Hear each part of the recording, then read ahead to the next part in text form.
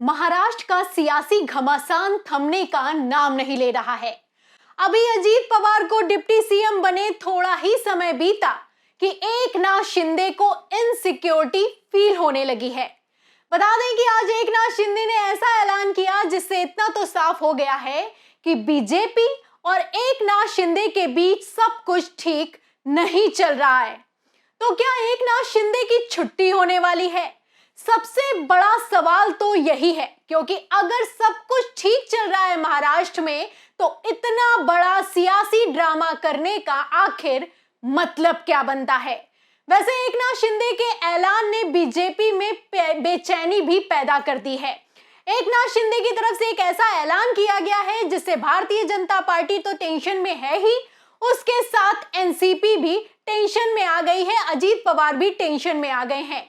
तो क्या एकनाथ शिंदे ने ऐलान किया है जिसके बाद महाराष्ट्र में फिर से बवाल होता हुआ दिखाई दे रहा है? उसके लिए आप खबर देखिए हिंदुस्तान की।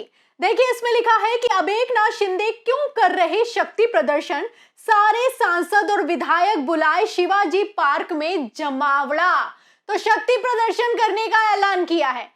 एक तरह से देखा जाए तो जहां आप जानते हैं कि रविवार को किस तरीके से महाराष्ट्र में सियासी ड्रामा चला, अजीत पवार को उप मुख्यमंत्री बनाया गया, वहीं दूसरी तरफ एकनाथ शिंदे के भी सुर अब बदलते हुए नजर आ रहे हैं। आपको बता दें कि हिंदुस्तान की खबर के मुताबिक एकनाथ शिंदे ने शिवाजी पार्क में अपने सांसदों और विधायकों को बुलाया है, जमावड़ा लगाने वाले हैं।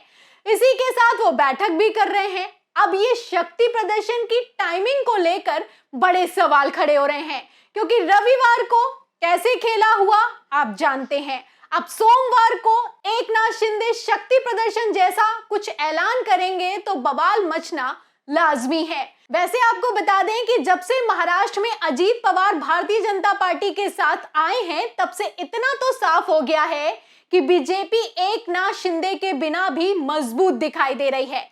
ऐसे में एकनाथ शिंदे को मुख्यमंत्री पद पर बरकरार रखना जाए या ना रखा जाए, यह भी एक बड़ा सवाल है।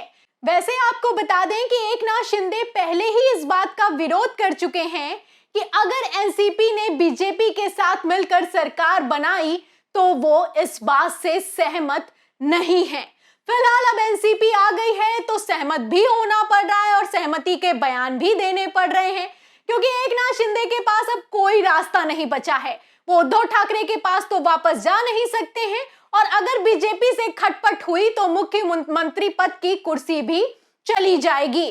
फिलहाल आपको बता दें कि एकनाथ शिंदे जैसे बयान दे रहे हैं और जैसे एक्शन कर रहे हैं, उसमें जमीन आसमान का अंतर है।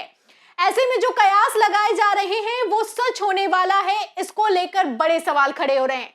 और क्या अब एकनाथ शिंदे की मुख्यमंत्री पद की कुर्सी भी जाने वाली है? ये सबसे बड़ा सवाल खड़ा हुआ है जब से अजीत पवार ने उप मुख्यमंत्री पद की शपथ ली है। आपको एक और खबर दिखाती हूं। खबर देखिए, आपको खबरों से अंदाजा हो जाएगा कि कैसे महाराष्ट्र की सियासत एक बार फिर से बदलने वाली है। खबर देखिए टीवी 9 भारतवर्ष की। इसमें लिखा है एकनाथ शिंदे अजीत पवार, क्या खतरे में है शिंदे की कुर्सी? बीजेपी के हाथों में फिर होगी सत्ता की स्टीयरिंग। तो पहले कैसी खबरें चलाई जा रही थी कि अजीत पवार को लेकर खबरें लगातार चलाई जा रही थी कि अजीत पवार भारतीय जनता पार्टी के साथ जाएंगे और अजीत पवार उप मुख्यमंत्री बन जाएंगे। जैसी खबरें चलाई गई सूत्रों के हवाले से, अब वो सच साबित हुआ। अब खबरें चलाई जा रही हैं कि एकनाथ शिंदे की मुख्यमंत्री पद की कुर्सी जाने वाली है और स्टीयरिंग भारतीय जनता पार्टी के हाथों में आने वाली है। वैसे भी देवेंद्र फडणवीस से जब से एक मुख्यमंत्री पद की कुर्सी ली गई है, तब से एकनाथ शिंदे और फडणवीस के बीच भी सब कुछ ठीक नहीं है। लगातार खबरें निकलकर सामने आती रहती हैं। कभी एकनाथ शिंदे कुछ सीटों को लेकर दावा करते हैं तो तुरंत फडणवीस उसको खारिज कर देते हैं। तो ये तो खबरें हुई, और इन सब खबरों के बीच सबसे बड़ा बवाल तो इस बात को लेकर है कि क्या एकनाथ शिंदे की कुर्सी अब चली जाएगी और भारतीय जनता पार्टी के हाथों में स्टीयरिंग आ जाएगा। वैसे मैं आपको बता दूं कि एकनाथ शिंदे हमेशा से अजीत पवार के खिलाफ रहे हैं। जब उन्होंने उद्धव ठाकरे का साथ छोड़ा था तब भी यही हवाला दिया था कि उद्धव ठाकरे एनसीपी और कांग्रेस के साथ चले गए हैं, उन्होंने बाला साहब ठाकरे के विचारों का गला घोटा है, इसलिए मैंने उद्धव ठाकरे का साथ छोड़ दिया है और मैं भारतीय जनता पार्टी के साथ आ गया हूं। लेकिन अब भारतीय जनता पार्टी के साथ आने के बाद भी आप देखिए कि किस तरीके से एनसीपी बीजेपी में आ गई है, यानी कि बीजेपी के साथ मिलकर ट्रिपल इंजन की सरकार हो गई है महाराष्ट्र में। तो अब क्या एकनाथ शिंदे की छुट्टी होने वाली है? क्योंकि छुट्टी होने पर कयास इसलिए लगाए जा रहे हैं क्योंकि एकनाथ शिंदे पहले भी एक बार इसी बात से नाराज होकर छुट्टी पर जा चुके हैं। अगर आप नहीं जानते हैं, आपको नहीं याद है, तो मैं आपको याद भी दिला देती हूं कि किस तरीके से जब अजीत पवार को सत्ता में लाने की बात चली थी तो एकनाथ शिंदे एकदम से बिना किसी को बताए छुट्टी पर चले गए थे। खबरें भी निकलकर सामने आई थी।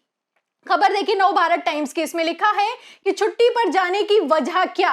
एकनाथ शिंदे के अचानक छुट्टी पर जाने की कई अहम वजह बताई जा रही हैं। दरअसल सुप्रीम कोर्ट में शिंदे गुट की विधायकों की अपात्रता के संबंध में जल्द फैसला आने की उम्मीद है, तो अयोग्य घोषित करने की बात की जा रही थी, तब की ये खबर है। आगे देखिए इसमें लिखा हुआ है कि इस फैसले पर एकनाथ शिंदे का सीएम पद पर बना रहना मुश्किल होगा, और लिखा है अगर ये फैसला शिंदे गुट के समर्थन में आया तो ये सरकार कायम रहेगी, लेकिन अगर फैसला विरोध में आया तो शिंदे की मुश्किलें बढ़ सकती हैं। कहा जा रहा है कि एकनाथ शिंदे गांव में पूजा अर्चना के लिए गए हैं। दूसरी तरफ राज्य में सरकार को टिकाए रखने के लिए बीजेपी का प्लान बी भी तैयार हो चुका है।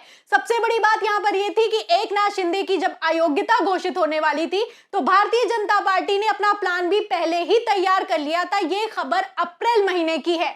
तभी से अजीत पवार पर किस तरीके से डोरे डाले जा रहे हैं, अमित शाह मुलाकात पर मुलाकात कर रहे हैं, आप अच्छे से जानते हैं। इन सब के बीच जब महाराष्ट्र में घमासान मचा हुआ था तब एकनाथ शिंदे 3 दिन की छुट्टी पर चले गए, और छुट्टी पर चले गए उसके बाद कैसे बवाल हुआ देखिए इसमें खबर में आगे लिखा है कि दूसरी तरफ राज्य में सरकार टिकाए रखने के लिए बीजेपी का प्लान भी तैयार है, जिसके मुताबिक अजीत पवार को साथ में लेकर सरकार बनाने की अटकलें शुरू हैं। ऐसे में बीजेपी का अजीत पवार को नजदीक लाना शिंदे को गवारा नहीं है, साथ ही वह बीजेपी के इस रवैये से नाराज बताए जा रहे हैं, इसलिए एकनाथ शिंदे छुट्टी पर चले गए हैं। तो जब महाराष्ट्र में बवाल हुआ उसी बीच एकनाथ शिंदे छुट्टी पर गए, तब भी खबरें चलाई गई कि एकनाथ शिंदे की मुख्यमंत्री की कुर्सी जाने वाली है। फिलहाल अब तो अजीत पवार आ चुके हैं फुल फ्लेश्ड और शपथ भी ले चुके हैं। ऐसे में एकनाथ शिंदे का क्या होगा, यही सवाल इस खबर का मेन पॉइंट है। वैसे इसका बैकग्राउंड भी मैं आपको बता दूं कि पहले ही सेट हो चुका है। इसके लिए आपको एक मैं संजय राउत का भी बयान बताती हूं, इससे आपको अंदाजा हो जाएगा कि किस तरीके से एकनाथ शिंदे की कुर्सी पर खतरा मंडरा रहा है। देखिए खबर इन खबर की, इसमें लिखा हुआ है कि एकनाथ शिंदे की जल्द होगी छुट्टी, अजीत पवार बनेंगे सीएम। महाराष्ट्र के सियासी ड्रामे पर बोले संजय राउत। तो जब से उप मुख्यमंत्री पद की शपथ ली है, आप देखिए बयानों में खबरों में किस तरीके से भूचाल आया हुआ है। एकनाथ शिंदे बेचारे न घर के रहे न घाट के, अब उनका क्या होगा, सबसे बड़ा सवाल तो यही है। अब ऐसा लग रहा है कि क्या अगला गेम एकनाथ शिंदे के साथ होने वाला है। वैसे जैसे भारतीय जनता पार्टी का चाल चरित्र है, कुछ भी संभव है, कुछ भी हो सकता है। इस पूरी खबर पर आप क्या सोचते हैं? आपको क्या लगता है कि क्या मुख्यमंत्री की कुर्सी पर एकनाथ शिंदे बरकरार रहेंगे? इस सवाल के जवाब में आपकी जो भी राय है हमें कमेंट बॉक्स में जरूर लिखें। वीडियो को ज्यादा से ज्यादा शेयर करें, सब्सक्राइबर बटन दबाएं, बेल आइकन दबाएं ताकि हर खबर की नोटिफिकेशन आप तक पहुंचती रहे। मैं प्रियंका, आप देख रहे थे 4 PM। फिर मिलते हैं अगली खबर के साथ, तब तक के लिए धन्यवाद।